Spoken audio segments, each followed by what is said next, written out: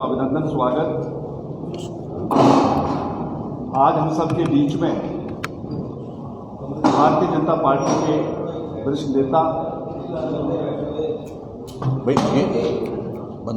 और राज्यसभा के हमारे सामान्य सांसद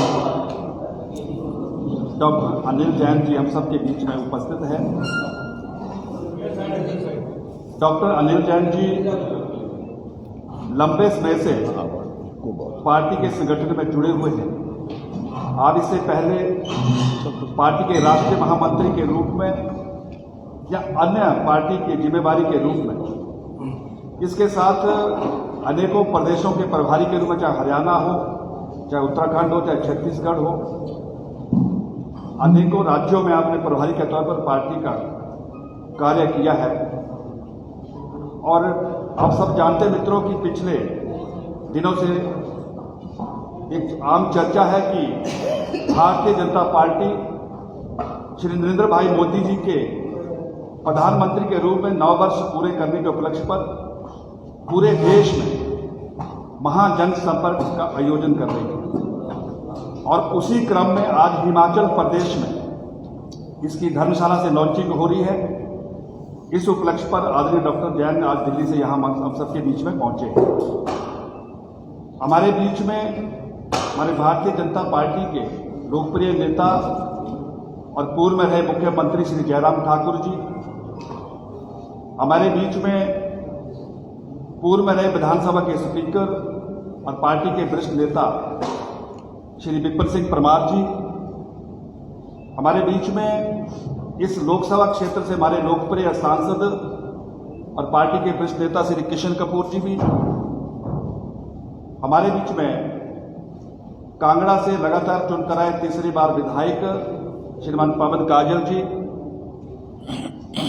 पूर्व में रहे मंत्री और पार्टी की वरिष्ठ नेत्री बहन सरवीन चौधरी जी, नगरोटा क्षेत्र के पूर्व में रहे विधायक भाई कुक्का जी, हमारे बीच में इस जिला के अध्यक्ष चंद्रभूषण नाथ जी, पार्टी के प्रदेश के सचिव श्री विशाल चौहान जी और श्री वीरेंद्र चौधरी जी, इसी धर्मशाला क्षेत्र से हमारे 2022 में रहे प्रत्याशी श्री राकेश चौधरी जी और धर्मशाला नगर निगम के मेयर भाई ओंकार नहरिया जी इस प्रेस वार्ता में हम सबके बीच में उपस्थित हैं।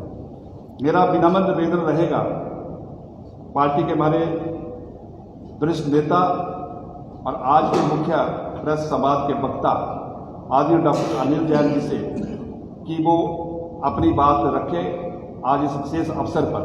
और मेरा प्रेस के मित्रों से भी निवेदन है कि आज की प्रेस वार्ता विशेष रूप से ये जो अभियान महाजन संपर्क आपके बीच में आज जिसकी होगी, मेरा आपसे निवेदन है कि इसी को हम केंद्रित करें जो आज हमारे इस संवाद का हेतु भी है। मैं विनम्र निवेदन करूंगा डॉक्टर अनिल जैन जी से कि वो आज हम सब यहाँ पर आए हुए प्रेस मित्रों को संबोधित करें। डॉक्टर अनिल जैन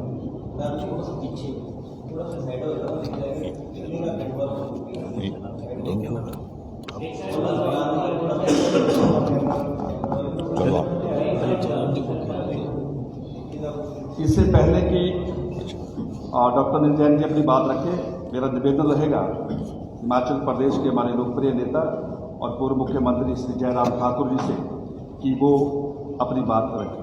श्री जयराम साहब।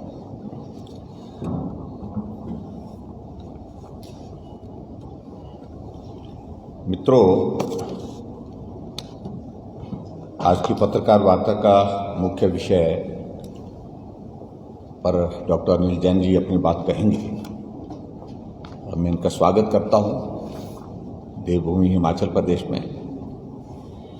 ये हम सबका सौभाग्य है कि आदरणीय नरेंद्र भाई मोदी जी के नेतृत्व में भारतीय जनता पार्टी ने 9 वर्ष का कार्यकाल पूरा किया और हम दशक में प्रवेश कर गए और भारतीय जनता पार्टी के आज तक के इतिहास में ये पहला अवसर है कि देश में मजबूत सरकार के साथ स्थायी सरकार और 10 वर्ष का कार्यकाल पूरा करने की दिशा में आगे बढ़ रही है। पूरे देश में भारत का अगर विकास की दृष्टि से हम देखें तो भारत हर क्षेत्र में आगे बढ़ा है और अंतर्राष्ट्रीय स्तर पर अगर हम देखें तो भारत का सम्मान अंतर्राष्ट्रीय स्तर पर बहुत ऊंचा हुआ है। आज भारत पूरे विश्व के मानचित्र पर अलग पहचान के साथ, अलग सम्मान के साथ खड़ा है। और ऐसे में आपने इस बात को भी देखा होगा कि देश के अंदर और देश के बाहर पूरी दुनिया में अगर लोकप्रियता की दृष्टि से हम देखें तो नरेंद्र भाई मोदी जी आज विश्व के सर्वप्रिय, सबसे ज्यादा लोकप्रिय नेता के रूप में हैं। और ये सम्मान की परिस्थिति आप लोगों ने यही नहीं, अभी हाल ही में बाहर के देशों में जहां जाना हुआ, आपने इस बात को भी देखा होगा कि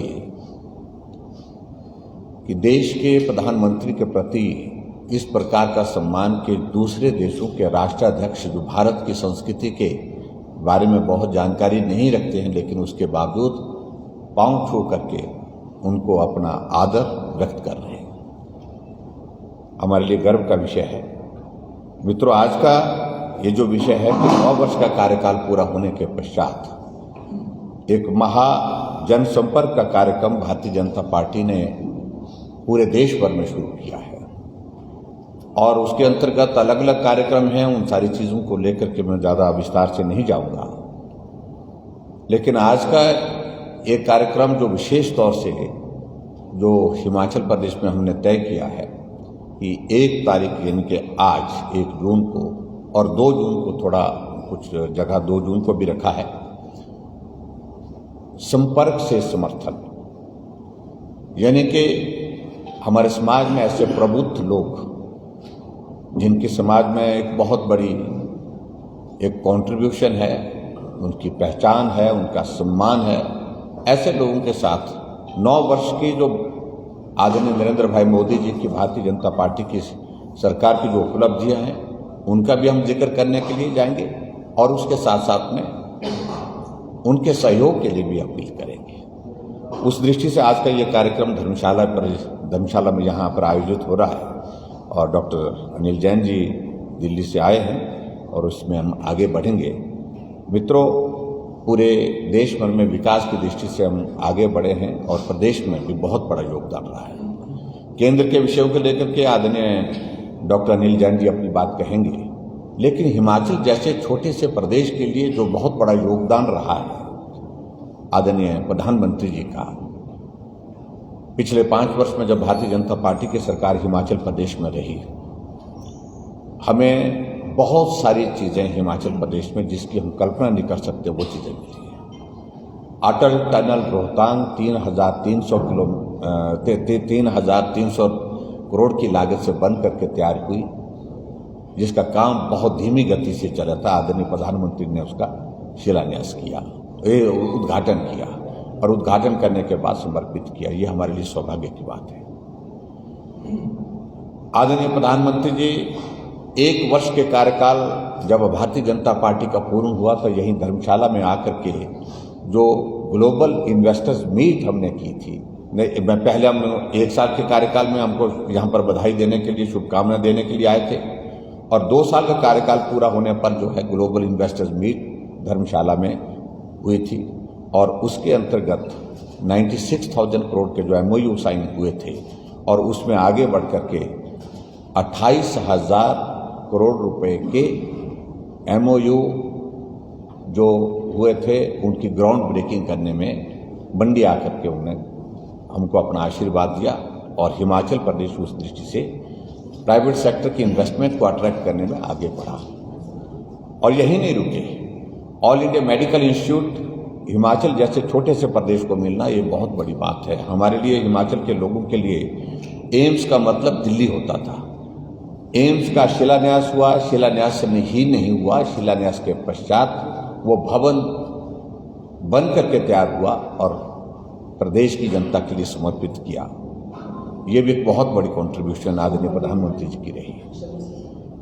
हमारे हिमाचल प्रदेश में स्मार्ट सिटी के नाते धर्मशाला और शिमला के लिए एक बहुत बड़ा योगदान आदरणीय प्रधानमंत्री जी का रहा और उसी तरह से आगे बढ़कर के हिमाचल प्रदेश में medical device park Himachal Pradesh को मिलना, जो पूरे देश भर में 3 मिले, 3 में से 1 हिमाचल प्रदेश के हिस्से में आया, ये भी बहुत बड़ी जीत रही है। बल्क ड्रग फार्मा पार्क पूरे देश भर में 3 मिले और 3 में से 1 हिमाचल प्रदेश को मिलना, ये भी एक बहुत बड़ी उपलब्धि आदरणीय प्रधानमंत्री जी की, उनकी एक देन के रूप में हिमाचल प्रदेश की रही है। वंदे भारत ट्रेन जहां पूरे देश भर में उस वक्त 3 शुरू हुई थी, तो चौथी जो वंदे भारत ट्रेन की अगर शुरुआत हुई तो हिमाचल प्रदेश के ऊना से शुरू हुई। और इसी प्रकार से हिमाचल प्रदेश में चंबा के जहां बहुत लंबे अरसे के बाद किसी प्रधानमंत्री का जाना हुआ, वहां जाकर के 3000 करोड़ रुपए की लागत से प्रधानमंत्री ग्राम सड़क योजना के फेज 3 का जो शिलान्यास शुभारंभ वहां पर करना, ये भी एक हिमाचल प्रदेश के लिए बहुत बड़ा योगदान आदरणीय प्रधानमंत्री जी का रहा। और इसके अतिरिक्त हिमाचल प्रदेश में अभी हाल ही में आजकल के दिनों में अब चर्चा का भी विषय बना है कि सबसे बड़ा एक कनेक्टिविटी का इशू था। और हमारे लिए खुशी की बात है कि आज हिमाचल प्रदेश में हर तरह से कनेक्टिविटी में सुधार आ रहा है। जहां हमारी 2 फ्लाइट 3 फ्लाइट चलती थी गग्गल एयरपोर्ट से, कांगड़ा से, आज यहां से 9 फ्लाइट्स दिन की जा रही है। आप अंदाजा लगा सकते हैं कि ये दौर 2000 विस्तारीकरण का उस पर मैं आ रहा हूं, तो आप अंदाजा लगाए कि कनेक्टिविटी की दृष्टि से कितना उसमें हम आगे बढ़ करके काम कर रहे हैं। और उसी तरह से हिमाचल प्रदेश में हमारा शिमला का एयरपोर्ट जो 4 साल तक बंद रहा, वहां पर आज फ्लाइट चल रही है।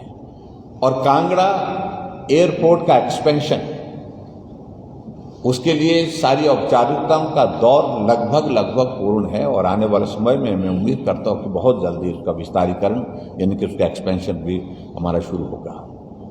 मंडी में एयरपोर्ट, ग्रीनफील्ड एयरपोर्ट की शुरुआत की दृष्टि से हम बहुत एडवांस स्टेज में पहुंचे हैं, जिसकी सर्वेक्षण, सारी टेक्निकल सारी चीज़ें काफ़ी हद तक हो गई हैं। लैंड एक्विजिशन की प्रोसेस अब शुरू होने वाली है। और 4 लेन की मैं बात करूँ, और 4 लेन हिमाचल प्रदेश में हमारे लिए बहुत बड़ा विषय है, क्योंकि बाई एयर कनेक्टिविटी एक लिमिटेड हमारे हिमाचल प्रदेश के लिए संभव है, लेकिन उसके बावजूद हमारे लिए भौगोलिक परिस्थितियों को देखते हुए हिमाचल प्रदेश में सड़कें अच्छी बने, सड़कें बेहतर चौड़ी बने, पक्की बने, और उसमें 4 लेन का एक बहुत बड़ा कंट्रीब्यूशन है, क्योंकि हिमाचल एक इंटरनेशनल टूरिस्ट डेस्टिनेशन है। उस दृष्टि से हिमाचल प्रदेश में 4 लेन के प्रोजेक्ट आज शुरू हो चुके हैं, और जिसमें आपके कीर्तपुर से मनाली के 2 पोर्शन उद्घाटन के लिए तैयार हैं, जिसमें टनल्स भी हैं, और वो एक बहुत बड़ी कनेक्टिविटी हिमाचल प्रदेश में होगी। जहां मंडी से चंडीगढ़ पहुंचने के लिए 6 घंटे लगते थे, अब सिर्फ मंडी से 2.5 घंटे में चंडीगढ़ पहुंच रहे हैं। आप अंदाजा लगा सकते हैं कितना उसमें अंतर आया है। और 9000 करोड़ रुपए के लगभग वहां पर जो 2 पोर्शन है उसके 4 लेन के, वो इनॉग्रेशन के लिए तैयार है। हमने आदरणीय प्रधानमंत्री जी से इस बात के लिए निवेदन किया है कि वो आएं और उनका उद्घाटन करें। मटौर से हमारा शिमला मटौर, उसका काम में भी प्रगति हो गई है, वो भी शुरू हो चुका है और युद्ध स्तर पर काम उसमें चला है।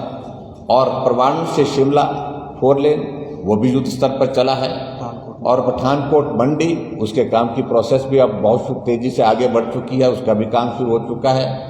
और चंबा नेशनल हाईवे, वो तो कुल मिलाकर के कनेक्टिविटी की दृष्टि से अगर मैं बात कहूं तो केंद्र सरकार का बहुत बड़ा योगदान 4 लेन के रूप में लगभग 41,000 करोड़ रुपए जो है, जो प्रोजेक्ट हमारे कुछ पूरे हुए हैं, कुछ पे काम चल रहा है, कुछ अभी शुरू होने वाले हैं 4 लेन के। ये कनेक्टिविटी की दृष्टि से हिमाचल छोटे से प्रदेश के लिए बहुत बड़ा कॉन्ट्रीब्यूशन आदरणीय प्रधानमंत्री जी का है।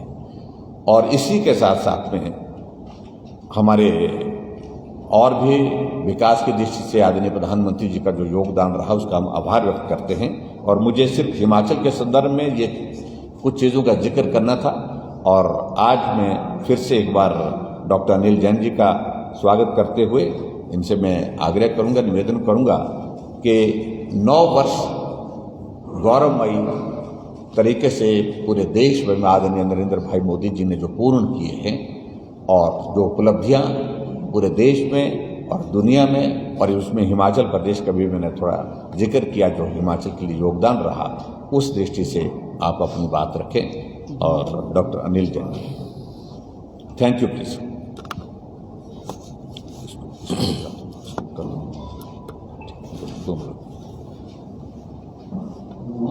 हिमाचल के और खासकर धर्मशाला के सभी प्रखर और प्रभावी पत्रकारों के साथ मुझे दूसरी बार बात करने का मौका मिल रहा है। शायद पहली बार का आप लोग को नहीं याद होगा, मैं अमित भाई के साथ जब आया था तब तो हम लोग चर्चा भी की थी, मिले भी थे, गपशप भी हुई थी। तो यहाँ की जो प्रखर प्रेस है उसके बीच में मुझे आनंद की अनुभूति हो रही है। और इस प्रेस वार्ता में उपस्थित प्रदेश के वरिष्ठ नेता पूर्व मुख्यमंत्री जयराम जी ने हिमाचल से संबंधित कुछ बातें, टिप ऑफ द आइसबर्ग कुछ बातें आपके समक्ष रखी हैं कि मोदी जी के नेतृत्व में माननीय प्रधानमंत्री जी ने जो 9 वर्ष से कार्यकाल संभाला है तब से हिमाचल में क्या क्या चीज़ें हुई हैं वो आपके साथ में उन्होंने साझा की हैं। देश में और दुनिया में माननीय प्रधानमंत्री जी के नेतृत्व में जो एनडीए की सरकार 9 वर्ष तक चली है उसने क्या क्या किया है, इस पर थोड़ी सी बात मैं रखूँगा। और मेरा निवेदन आप लोगों से यही रहेगा कि क्योंकि ये हमारा आज से पूरे देश भर में संपर्क से समर्थन कार्यक्रम प्रारंभ हुआ है और हिमाचल की शुरुआत यहाँ धर्मशाला से आज हो रही है। तो हम संपर्क से समर्थन या 9 वर्ष के प्रधानमंत्री जी के कार्यकाल इससे संबंधित ही अपनी वार्ता जारी रखें तो ये समसामयिक होगा, उचित होगा।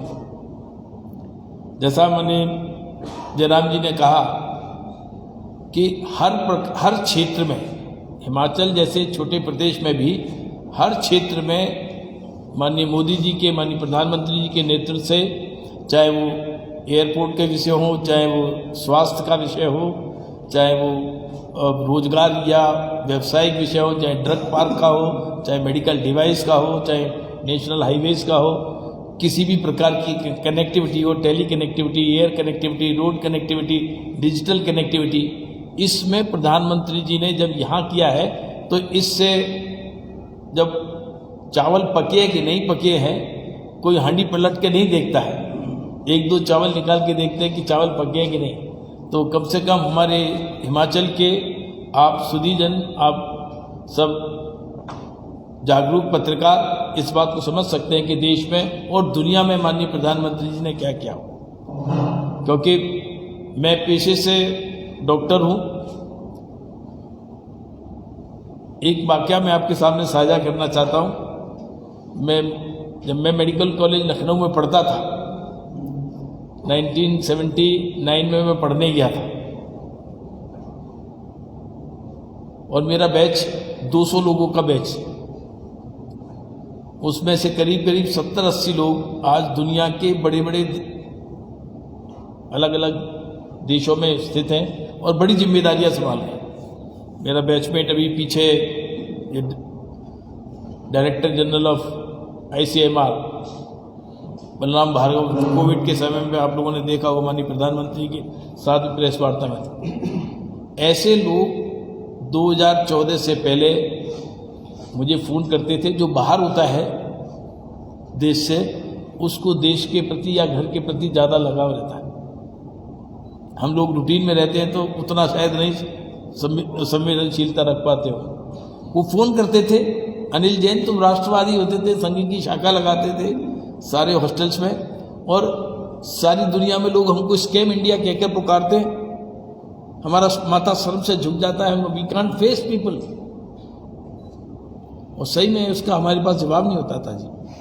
2014 से जब से नरेंद्र भाई जी के साथ नेतृत्व में देश में सरकार चली है, आज 2019 के आने के बाद और 19 तक वो लोग मुझे फ़ोन करके कहते हैं कि हम जहाँ जाते हैं लोग हमको कहते हैं कि नरेंद्र मोदी के देश का बाशिंदा है। हमारा सीना सही मायने में 56 इंच का होता है। इतना मान, स्वाभिमान, सम्मान दुनिया में आज भारतवर्ष का है, हाईएस्ट पेडल पर है। इससे पहले कभी भी देश का मान, सम्मान, स्वाभिमान इतना ऊंचा नहीं रहा। ये नेतृत्व की क्षमता है। मैं अगर एक विषय कहा जाए तो जिस प्रकार से दुनिया में कहीं भी भारतवासी है, पूरी दुनिया में, देश में या विदेश में, विरोधी होगा, पक्ष का होगा, कोई भी, हर भारतवासी मानता है कि 14 के बाद से भारत का मान, सम्मान, स्वाभिमान सारी दुनिया में बढ़ा है। भारत के पासपोर्ट की इज्जत बढ़ी है। क्या बात है कि देश के बाहर पहले जब हमारे प्रधानमंत्री जाते थे तो तीसरी चौथी लाइन में खड़े होते थे, दिखता भी नहीं था, पता न देश में पता लगता था न दुनिया में। आज देश के प्रधानमंत्री माननीय नरेंद्र मोदी जाते हैं तो बीच में खड़े होते हैं। G20 के अगर देश हैं तो 9 लोग इधर खड़े हैं, 10 लोग इधर खड़े हैं, बीच में नरेंद्र मोदी खड़े होते हैं। आप सबने ये दृश्य तमाम बार देखा। ये भारत की धमक आज सारी दुनिया में है। इसका कारण नेतृत्व है, इसका कारण नरेंद्र मोदी जी की योजनाएं हैं, और योजनाएं जो 140 करोड़ भारतवासियों को लाभ दे रही हैं। इसके कारण से दुनिया नरेंद्र मोदी जी को मानती है। मोदी जी अच्छा बोलते हैं, अच्छा दिखते हैं, इसके कारण से नहीं। मोदी जी ने 140 करोड़ भारतवासियों के जीवन में परिवर्तन किया है, इसलिए दुनिया भारत का मान, सम्मान और स्वाभिमान बढ़ा के रखती है। उनकी धमक है, और उन्होंने अपनी बात को दृढ़ता से, भारत के हित की बात को दृढ़ता से हर वर्ल्ड फोरम पर रखा है। चाहे पर्यावरण का विषय हो, चाहे व्यवसाय विषय हो, चाहे WTO का विषय हो, हर जगह अपनी बात को उन्होंने रखा है। इसके कारण से आज मैं, क्योंकि मैं आप सब लोग सब बातें जो व्यवसायिक होती हैं, आर्थिक होती हैं, सामरिक हैं, सांस्कृतिक हैं, इन सब विषय में चर्चा करते हैं, तो इसलिए मैंने पहली बात विदेश के हिसाब से रखी। आज ऑस्ट्रेलिया के प्रधानमंत्री कहते हैं मोदी इज द बॉस। ये बहुत बड़ी बात है, बहुत बड़ी बात है कि अगर ये अभी ये तो कुछ 4 दिन पहले की बात है, दूसरे देश के प्रधानमंत्री पैर छू के प्रणाम करते हैं। ये दिखने में लगता होगा, लेकिन ये भारत का मान सम्मान बढ़ने का काम है। भारत को किस पैडस्टल पर ले गए। जो बाइडेन अगर प्रधानमंत्री जी को दूसरी जगह से चलकर आकर कंधे पर हाथ रखकर करते हैं, ये कभी पहले किसी ने कल्पना ही नहीं करी होगी। ऑटोग्राफ मांगते हैं, तो ये कुछ बातें हैं जो वैश्विक स्तर पर, चाहे वो फ्रांस की एनवायरनमेंट समिट हो, उसमें जब उन्होंने अपनी बात रखी थी तो दुनिया के जो बड़े देश थे उन्होंने पहले बात नहीं मानी, और अंत में सब देशों को प्रधानमंत्री के द्वारा कही गई बातों पर आना पड़ा। तभी दुनिया ग्लोबल वार्मिंग से लड़ सकती है, तभी दुनिया समन्वय और शांति के साथ रह सकती है। तो दुनिया में जो समन्वय शांति स्थापित करने के लिए सारी दुनिया नरेंद्र मोदी की तरफ देखती है। यूक्रेन और US रशिया का युद्ध होता है, चाहे पाकिस्तानी बंदा भी है, तो अगर भारत का झंडा लेकर निकलता है, ये भारत के झंडे का मान सम्मान बढ़ाया है, और उसको उस वक्त सुरक्षा निकल जाता है। हजारों बच्चे अपने इसलिए दोनों देश, युद्ध वाले देश, दोनों देश के राष्ट्रपति को फोन करके युद्ध विराम कर देते हैं और देश के बच्चों को निकाल लाते हैं। ये बहुत बड़ी चीज है। ये वैश्विक स्तर पर भारत का मान सम्मान स्वाभिमान कैसा बढ़ा है, इस बात को दर्शाता है। जहाँ तक 9 वर्ष के कार्यकाल का विषय है, प्रधानमंत्री जी ने जब पहली बार लाल किले की प्राचीर से देशवासियों को संबोधित किया था 15 अगस्त 2014 में, तब उन्होंने सबसे पहली जो आर्थिक दृष्टि से सारी देश में जिसने भूचाल लाया है और बहुत बड़ा परिवर्तन लाया, वो थी जो हमारी जनधन योजना। जनधन अकाउंट जब खुले तो उसके बाद मुझे कुछ समय बाद बाहर विदेश जाना हुआ, पार्टी का राष्ट्रीय महामंत्री था, तो इतना बड़ा फाइनेंशियल इंक्लूजन 15 अगस्त 2014 में उन्होंने बात रखी, और जनवरी 2015 तक 28 करोड़ से ज़्यादा के खाते खुल गए। आज तो वो 48 करोड़ से ज़्यादा खाते जनधन वाले दुनिया के तमाम देशों में, जिस समय मैं गया, फ्रांस भी गया, मैं अमेरिका में भी गया, उस समय लोग आश्चर्य करते थे कि इतना बड़ा फाइनेंशियल इंक्लूजन कैसे पॉसिबल है। बहुत बड़ा फाइनेंशियल इंक्लूजन था और आज इसकी दमक हम देखते हैं कि इन जनधन खाते के कारण से बिचौलिए समाप्त हो गए। जो राजीव गांधी कहते थे कि 1 रुपया चलता है और 15 पैसे पहुंचता है, 85 पैसे गोल हो जाते हैं। नरेंद्र भाई मोदी जी के नेतृत्व में देश में ये स्थिति और ये संस्कृति लागू हुई है कि 1 रुपया चलेगा तो 99 पैसे नहीं होंगे, 1 का 1 रुपया बेनिफिशियरी के खाते में पहुंचता है। ये कारण बिचौली आज करीब करीब 2 लाख करोड़ रुपए जो बिचौलिए खा जाते थे वो देश के संसाधन में, देश के गरीबों के कल्याण में लग रहे हैं। ये नरेंद्र मोदी जी की कार्य संस्कृति है। तो ये जनधन खाते से, जब जनधन खाते, आधार और मोबाइल, जैम, इनको इन्होंने प्रचारित किया और जैम के कारण से बिचौलिए समाप्त हो गए। सभी योजनाओं का लाभ देश के गरीबों को, देशवासियों को मिलने लगा।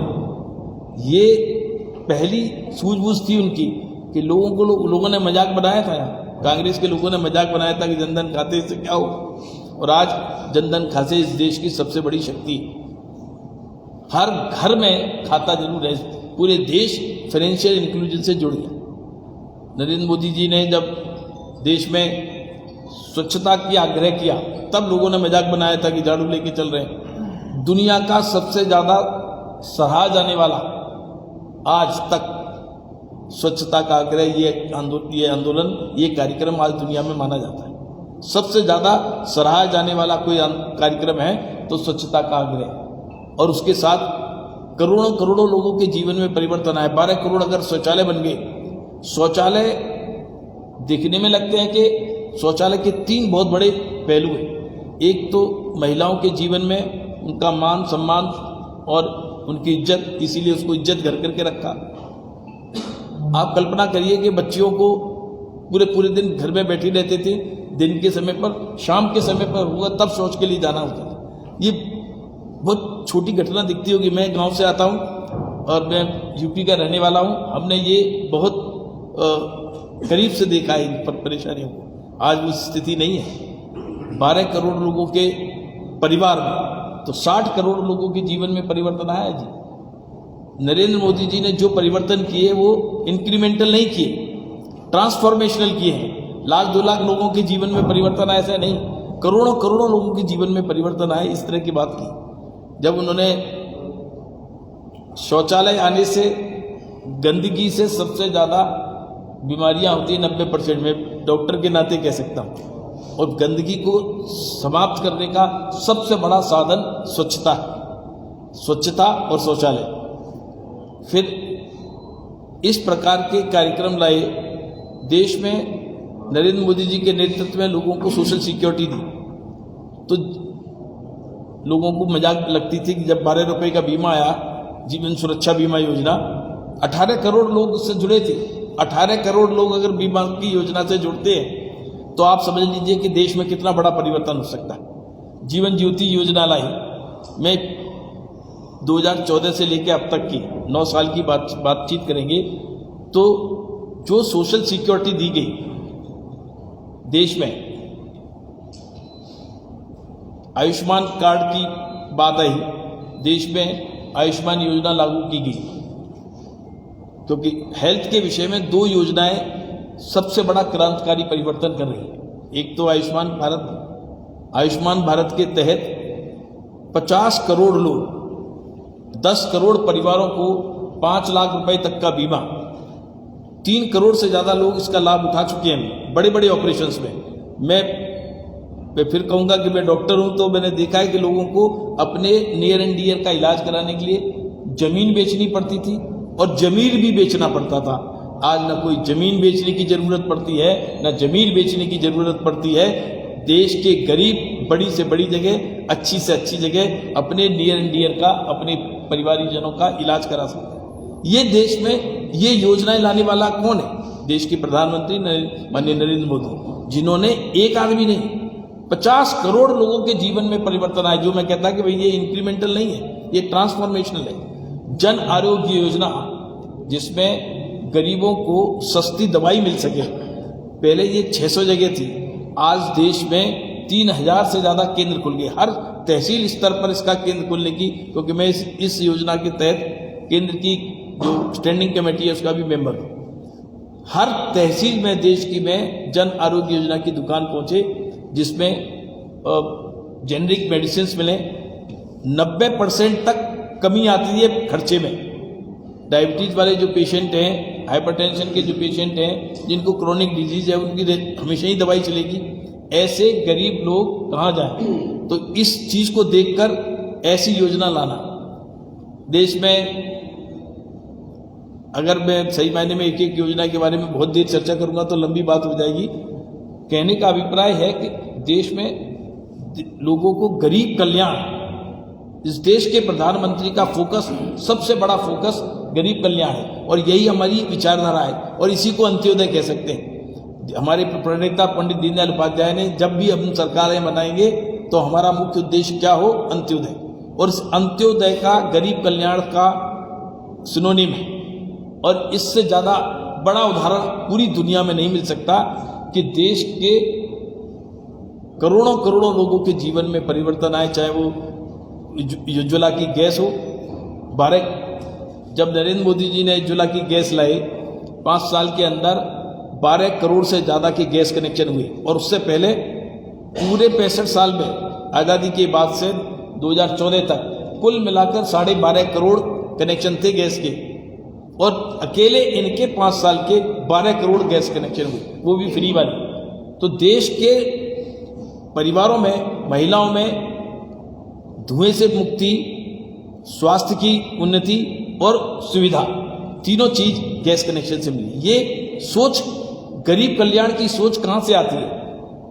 इन्हीं ब्यूरोक्रेसी में, इन्हीं संसाधनों में पहले भी सरकारें चलती थी और मोदी जी ने सरकार चलाई। ये अंतर है सोच का, ये अंतर है नेतृत्व का, ये अंतर है संवेदनशीलता का। देश के गरीब के साथ जुड़ाव महसूस करेंगे तो योजनाएं निकलेंगी। इस बात को देश के प्रधानमंत्री माननीय मोदी जी ने देश के सामने रखा। हमारी अर्थव्यवस्था, दुनिया में सब अर्थव्यवस्थाएं डाउन जा रही हैं। हमारे कुछ पैरामीटर्स पीछे भी आपने देखे होंगे, कुछ कम गए हैं, लेकिन सारी दुनिया के परिप्रेक्ष्य में देखेंगे तो सबसे ज़्यादा रोबस्ट अर्थव्यवस्था आज हिंदुस्तान की है। जो लार्जर इकोनॉमीज में सबसे तेज गति से चलने वाली अर्थव्यवस्था हिंदुस्तान की है। और इस अर्थव्यवस्था का कारण समय पर, कोविड के टाइम पर सारे बड़े बड़े देश डूब गए। कोविड के टाइम पर लोगों ने डायरेक्ट कैश भी दिए, अमेरिका ने दिए, यूरोपियन कंट्रीज ने दिए, बाद में उन्होंने झेलना पड़ा और कई बैंक्स उनके फेल हो गए।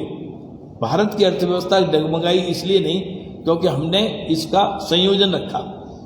देश के प्रधानमंत्री जी ने 20 लाख करोड़ का पैकेज दिया हो या 4 पैकेज कोविड के टाइम पे दिए हों, लेकिन किसी को सीधे पैसे देकर और खर्च कर दो, इस व्यवस्था नहीं। सहूलियतें दी, ऋण मिले, व्यवसाय बढ़े, लोग अपनी कमाई बढ़ा सकें, कमाई कर सकें। देश के 1915-16 में जब स्पेनिश फ्लू हुआ था तो 5 करोड़ लोगों की मृत्यु हुई थी, और उसमें बीमारी से मरने वाले 2 करोड़ लोग थे और भूखमरी से मरने वाले 3 करोड़ लोग थे। जब देश में अभी महामारी आई तो सारी दुनिया को ये लगता था कि अब भारत का क्या होगा। और मुझे यहाँ के मेंबर ऑफ पार्लियामेंट और इवन मेडिकल का बंदा होने के कारण दूसरे पार्टी से भी मेरा खूब अच्छा रिलेशन है। वो लोग कहते थे कि भारत में क्या होगा, अब करोड़ों करोड़ों लोग मर जाएंगे, हमारे पास तो संसाधन ही नहीं है, हमारे पास व्यवस्था ही नहीं है, हम कैसे चलाएंगे। और सारी दुनिया भी यही कहती थी। दुनिया में सबसे अच्छा कोविड का मैनेजमेंट अगर किसी देश ने किया है, सबसे कम संसाधन होने के बाद, हमारा हेल्थ इंडिसेस में दुनिया के परिप्रेक्ष्य में 100 से नीचे नंबर था, और जो 1 नंबर के देश थे वो धराशायी हो गए। 1, 2, 3, 4, 5 सारे यूरोपियन कंट्रीज, अमेरिका, इनकी स्थिति सबने देखी, सारी दुनिया ने देखी। लेकिन हमारे देश के प्रधानमंत्री ने कोविड से लड़ाई लड़ी तो उसमें ध्यान रखा कि हमारे संसाधन कैसे हैं और हमें कैसे लोगों को साथ लेके चलना है। कोविड के समय पर अगर भूखमरी से बचाने का काम किया, 80 करोड़ लोगों को अन्न देने का काम किया, तो देश के प्रधानमंत्री ने ये दूरदर्शिता दिखाई कि एक भी आदमी को भूख से मरने नहीं देंगे। 80 करोड़ लोग, छोटी बात नहीं, 80 करोड़ लोगों को अन्न देना, 5 किलो का राशन देना, और आज तक ये व्यवस्था चल रही है। तो इस प्रकार के व्यवस्था लाकर देश के गरीब और देश के लोगों के साथ संवेदनशील होना और ऐसी फिर योजना लाना, ऐसा माननीय प्रधानमंत्री जी ने किया। देश के अपने वैज्ञानिकों को उन्होंने प्रोत्साहित किया। पहली बार हिंदुस्तान ने किसी भी डिजीज के लिए पहली बार दुनिया के 8 पार और आगे बढ़कर वैक्सीन बनाई है। नहीं तो हमारे यहाँ 20-20 साल बाद वैक्सीन आती थी जी, अपनी बनाने वाली। सारी दुनिया कह रही थी वैक्सीन हम नहीं देंगे हिंदुस्तान को, और बाद में हिंदुस्तान ने 150 देशों को मदद करी है। चाहे दवाई हो, चाहे पीपीई किट हो, चाहे मास्क हो, जो हमारे यहाँ नहीं बनते थे हमने अपने आप ही बनाए। हमारे देश के प्रधानमंत्री ने लोगों को, व्यावसायिक लोगों को आगे बढ़ाया और सारी तमाम दुनिया के देशों को एक्सपोर्ट भी किए। 150 कंट्रीज को हमने इसका लाभ पहुंचाया। आज हिंदुस्तान के चाहे पड़ोसी की नीति हो, चाहे बड़ी विदेश नीति हो, हिंदुस्तान के बगैर विदेश नीति का कोई हिस्सा पूरा नहीं होता है। हिंदुस्तान क्या सोचता है, नरेंद्र मोदी क्या कहते हैं, दुनिया के सब डेवलपिंग कंट्रीज इस बात को आज फॉलो करते हैं। G20 पहले भी हुआ, G20 में पूरे देश का समावेश, हर प्रांत में G20 की कोई ना कोई मीटिंग हुई। लोग कल्पना ही नहीं कर सकते थे कि श्रीनगर में G20 की मीटिंग हो जाएगी, और G20 की सफल मीटिंग श्रीनगर में हुई। दुनिया को भारत कैसा है ये दिखाने का काम G20 के माध्यम से हमारे प्रधानमंत्री माननीय नरेंद्र मोदी ने करके दिखाया। दुनिया में पहले हमारे यहाँ आतंकवादी आते थे और हम ऐलान कर देते थे कि अब बख्शा नहीं जाएगा, लेकिन पहली बार इजराइल और अमेरिका के बाद कोई देश ऐसा है जिसने अपने यहाँ घटना हुई तो दूसरे देश में घुसकर, उनके घर में घुसकर मार की। चाहे वो सर्जिकल स्ट्राइक की बात हो, चाहे वो एयर स्ट्राइक की बात हो, हिंदुस्तान तीसरा देश बना है सारी दुनिया में जो ये काम कर सका, इजराइल और अमेरिका के बाद। ये दम है, ये हिम्मत है, ये अपने लोगों के बारे में सेंस ऑफ बिलोंगिंगनेस है और उनको सिक्योरिटी देने की बात है। ये काम करके नरेंद्र मोदी जी ने दिखाया। चाहे किसी भी फ्रंट पर हम बात करेंगे तो देश में आज 3-4 किलोमीटर सड़क बनती थी रोज, आज 22 किलोमीटर की सड़क बनती है रोज। देश में एयर कनेक्टिविटी कल्पना नहीं कर सकते थे, अब 1500 एयरपोर्ट पूरे हो जाएंगे। देश में चाहे सड़क का जाल हो, चाहे डिजिटल हो, 6 लाख गांवों में से 3,64,000 गांवों को डिजिटल करा दिया है। सारी दुनिया कल्पना ही नहीं कर सकती इतने बड़े देश को इतने कम समय में डिजिटलाइजेशन हो सकता है क्या। डिजिटल इंडिया का महत्व ये है, और उसके माध्यम से हम तमाम ऐसे काम खड़े कर सकते हैं, ऐसी व्यवस्थाएं फैला सकते हैं कि देश में आज सुबह दिल्ली से बात चले तो शाम तक देश के दूर दराज के गांव तक बात पहुंच जाए। ये काम करने का मादा अगर किसी ने किया है तो नरेंद्र मोदी जी ने किया है। 9 वर्ष के उपलब्धियों की अगर बात करेंगे तो सही मायने में भागवती बैठानी पड़ेगी, इतनी लंबी बात हो जाती है। सांस्कृतिक विषयों में लोग दूर रहते थे, डरते थे, मन में होता था तो भी डरते थे, लोग क्या कहेंगे। डंके की चोट पर राम मंदिर का निर्माण कराने के लिए बात आई तो नरेंद्र मोदी जी आगे बढ़ते। गंगा आरती के लिए जापान के प्रधानमंत्री को साथ लेकर अपनी सरकार बनने के साथ ही बनारस में गंगा आरती करते हैं, लोगों के सामने सारी दुनिया को दिखता है। महाकाल का उद्धार, महाकाल का पूरा चेंज कराया हो तो उसमें कोई संकोच नहीं। सांस्कृतिक विषयों पर हम डंके की चोट पर आगे बढ़ते हैं। धारा 370 हटाने का मामला हो, जो हमारा घोषणा पत्र था शुरू से, धारा जनसंघ के समय से, तो आज उसको पूरा करने का काम अगर किसी ने किया है तो नरेंद्र मोदी जी ने किया। धारा 370 भी हटी है, 35A खत्म हुई है, कश्मीर की हालत बदली है। हमारे सामरिक विषय हों, सभ्यता के विषय हों, हमारी आइडियोलॉजी के विषय हों और देश के कल्याण के विषय हों, सब विषयों पर माननीय नरेंद्र मोदी जी ने जिस प्रकार देश का नेतृत्व किया है 9 साल में, कल्पना नहीं कर सकता था कि नॉर्थ ईस्ट के देश, नॉर्थ ईस्ट के जो हमारे प्रदेश हैं उनका क्या कायाकल्प होगा। कभी आप लोगों को जाने का मौका मिले तो आप किसी भी नॉर्थ ईस्ट के बंदे से बात करिए। नॉर्थ ईस्ट में जिस प्रकार का विकास हुआ है, हर 15 दिन में एक न एक मंत्री केंद्र सरकार का नॉर्थ ईस्ट में लुक ईस्ट, जो प्रधानमंत्री ने नारा दिया कि ईस्ट का डेवलपमेंट के बगैर देश का डेवलपमेंट नहीं हो सकता, और हर 15 दिन में कोई ना कोई एक केंद्र सरकार का मंत्री नॉर्थ ईस्ट में होता है। इस प्रकार से डेवलपमेंट किया जाता है कि अब पूरा देश एक सूत्र में बंधे, कहीं विकास की असमानता ना हो। इस प्रकार को लेकर चलने वाले देश के प्रधानमंत्री माननीय नरेंद्र मोदी जी के नेतृत्व में भारत में जिस प्रकार की प्रगति हुई है, उस बात को लेकर हम देश भर में गणमान्य नागरिकों के साथ और जो लोग प्रभावशाली हैं, जो लोग जिनकी बात का असर अन्य लोगों पर हो सकता है, उनके पास हम जाने का काम करेंगे। और हमने यही हमारा संपर्क से समर्थन का कार्यक्रम है, इसको लेकर हम चल रहे हैं। बात मेरे पास कहने के लिए बहुत सारी है, लेकिन फिर भी आपके मन में बहुत सारे सवाल होंगे। मैं आपसे इन विषयों पर आपने कहा कि आप सेबी वाले से टेनिस के चेयरमैन रह चुके हैं।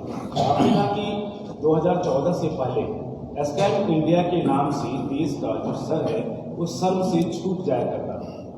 2014 के बाद 9 साल के बाद जब रोड पर महिला पहलवान आप ही के नेता पर आरोप लगाती है, तो क्या हम मान लें कि देश का जो सर है वो गर्व से ऊंचा हुआ?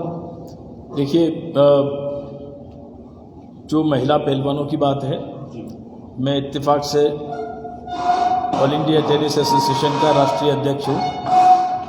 नेशनल स्पोर्ट्स फेडरेशंस और IOA का सारा जो परिवर्तन हुआ उसका एक सूत्रधार रहा। मेरे पास पहले दिन बबीता फोगाट को, क्योंकि मैं हरियाणा का इंचार्ज था, तो मैंने चुनाव भी लड़वाया। वो कई सारे ओलंपिक वाले पहलवानों को चुनाव लड़ाया, वो मेरे पास आए थे।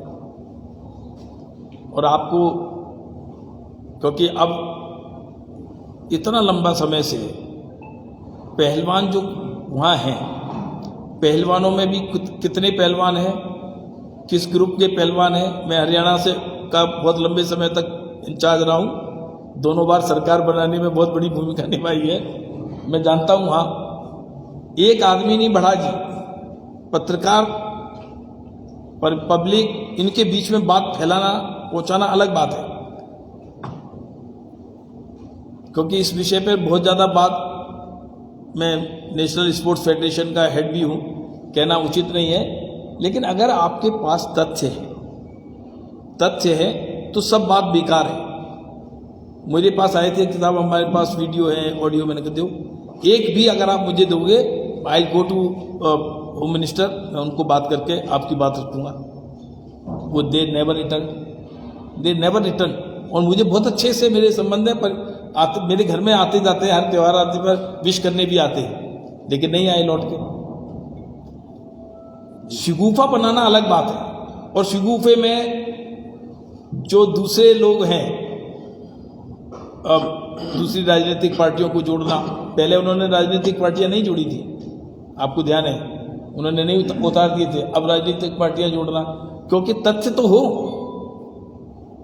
कोई किसी को बचाने का कोई हेतु नहीं है, आप तथ्य सामने रखो। इन्होंने कहा कमेटी बनाओ, मेरी कौम तो महिला है, उनके नेतृत्व में कमेटी बनी थी, IOA की कमेटी बनी। IOA की कमेटी पर आप विश्वास नहीं करोगे। अब देखिए, अंदर खाने की बात कुछ और है, वो मुझे लगता है कि यहाँ कहनी नहीं चाहिए। सर बताइए दीजिए ना। नहीं, वो क्योंकि ये विषय यौन शोषण का है ही नहीं। एक तो इसमें एक वर्ग की राजनीति हो रही है, दूसरा विषय इन पहलवानों की अपनी राष्ट्रीय और अंतर्राष्ट्रीय कैंप्स में क्या स्थिति होनी चाहिए, क्या है, और वो जाएं नहीं जाएं, कौन अंतर्राष्ट्रीय स्तर पर खेलेगा, कैसे इसका निर्णय होगा, इसकी बुली गिरी हो रही, इसका दबाव बन रहा है, बाकी कोई विषय है ही नहीं। इसलिए मुझे लगता है कि इस विषय पर बहुत लंबी बातें करके अगले विषय में ज़्यादा जरूरी है। एक तरफ एक इधर से तो अच्छा लगे। हाँ, देखिए सैकड़ों योजनाएं आपने गिनाई हैं और बहुत सारी नई गवर्नमेंट की हैं। आपने ये भी कहा है कि हिमाचल प्रदेश जैसे छोटे से राज्यों में जो है अगर कितनी योजनाएं काम कर रही हैं तो देश भर में कितनी योजनाएं काम कर रही हैं। बावजूद इसके हम ये देख रहे हैं कि राहुल गांधी जी जा रहे हैं, वो कह रहे हैं कि सारी संस्थाएं सिर्फ एक आदमी के हाथ में है, लोकतंत्र खतरे में है, और ये बात बार बार बता रहे हैं। स्टैनफोर्ड यूनिवर्सिटी जो है वहाँ भी जाकर उन्होंने यही बात कही है। कैसे जवाब देंगे, क्या कहेंगे? देखिए, मेरा देश का दुर्भाग्य है कि ऐसे व्यक्ति को हम लोग इम्पोर्टेंस देनी पड़ती है, लोकतांत्रिक व्यवस्था है। लेकिन जिस प्रकार के आज तक राहुल गांधी ने आरोप लगाए, जिस प्रकार के बातें गई, 2 बार तो उन्होंने माफी मांगनी पड़ी खुद। आज जो आदमी सजा याफ्ता है, बेल पर है, इंडियन नेशनल हेराल्ड वाले केस में सजा याफ्ता व्यक्ति है और वो देश को और दुनिया को मार्गदर्शन कर रहा है कि कैसे चीजें होती हैं, लोकतांत्रिक व्यवस्थाएं क्या होती है। एक आदमी के हाथ में जितने आरोप लगाए, राफेल का आरोप लगाया उन्होंने, राफेल के बारे में सारे देश में, दुनिया में, फ्रांस में जा के बात कही, देश का मान मर्दन करने की कोशिश करी, और सुप्रीम कोर्ट ने उस राफेल के बारे में क्या कहा, उनको माफी मांगनी पड़ी इस बारे में भी। तो ऐसे व्यक्ति जो कभी भी आरोप लगाए और भाग जाए, इस बात पर आप चर्चा कैसे कर सकते हैं? सर, मैं कहता कि पिछले चुनावों में हार हुई है, उसी पर परमिशन शिमला हारा है और पिछले और भी चुनाव भाजपा ने हारे हैं, उसको लेकर पार्टी ने क्या सबक लिया है और क्या कुछ लीडर्स पे एक्शन हुआ है कि नहीं हुआ है? क्योंकि वहां से तो आपकी पार्टी पर की कंप्लेंट की है पार्टी ने समाज को, कुछ लीडर्स के नाम लिखे, तो क्या सबक लिया है और क्या एक्शन हुआ है?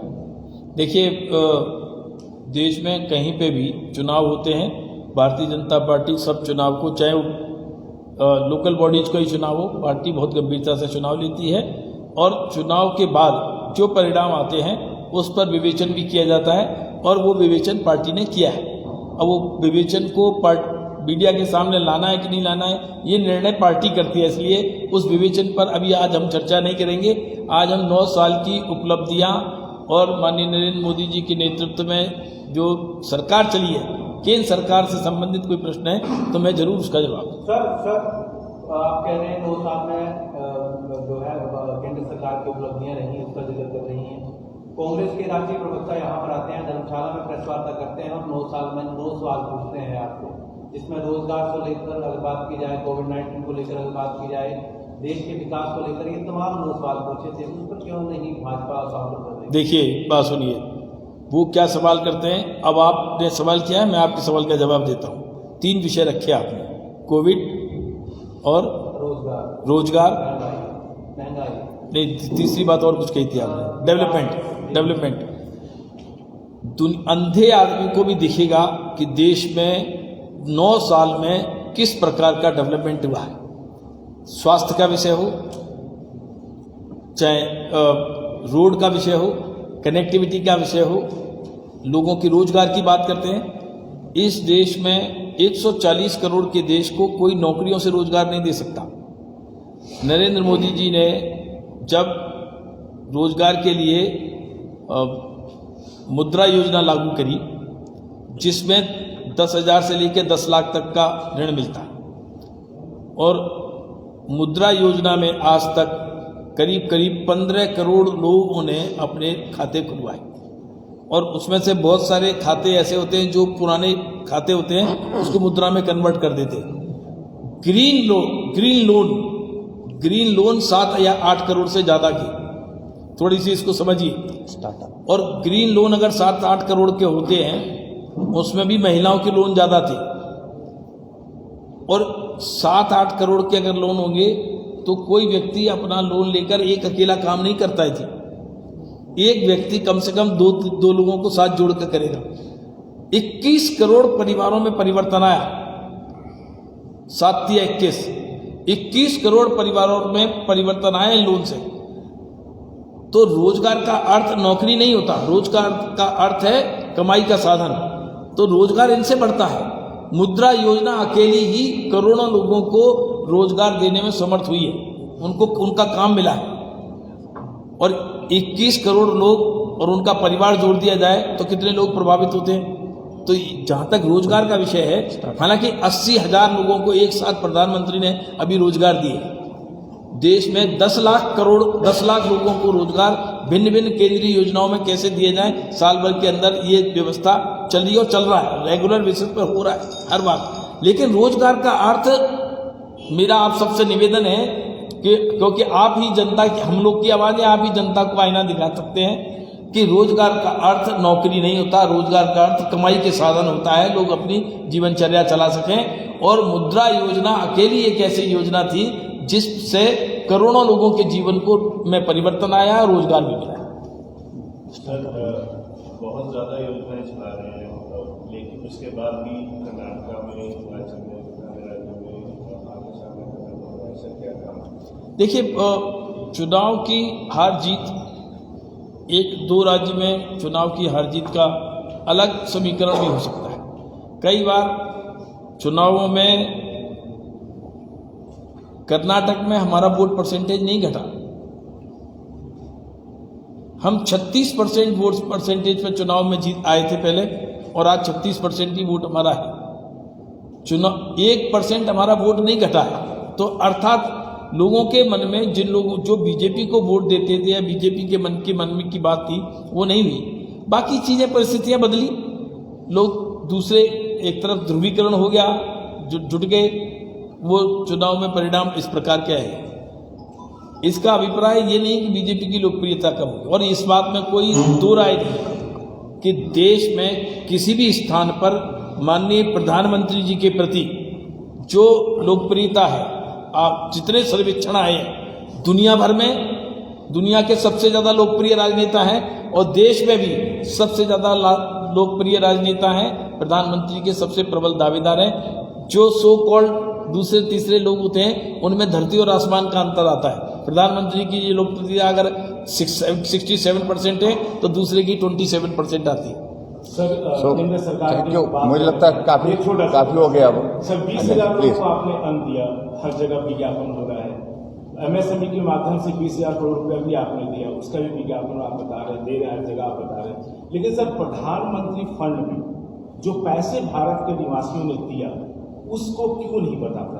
ये कांग्रेस का भी आरोप है और हिंदुस्तान के लोग जानना भी चाहते हैं। ऐसा नहीं है, आप सुनिए, कोविड के समय पर जो प्रधानमंत्री कोष में पैसा आया, वो एक एक पैसे का हिसाब 3 बार लोकसभा के पटल पर भी रखा जा चुका है और पब्लिक में भी रखा जा चुका है। नहीं, अमाउंट नहीं बताया गया सर, नहीं, कार्य किया गया वो बताया गया। नहीं, जो पैसा आया और कहाँ लगा वो बताया गया है। कितने पैसे आए वो नहीं बताया गया। प्रधानमंत्री कोष के पैसे को कोई दाएं बाएं नहीं कर सकता। पहले प्रधानमंत्री जो कोष होता था, इसको अलग से क्यों बनाया गया? पहले इस कोष की मालकिन सोनिया गांधी थी, नाम प्रधानमंत्री कोष होता था, मालकिन सोनिया गांधी थी। आपको पता है ना ये बात?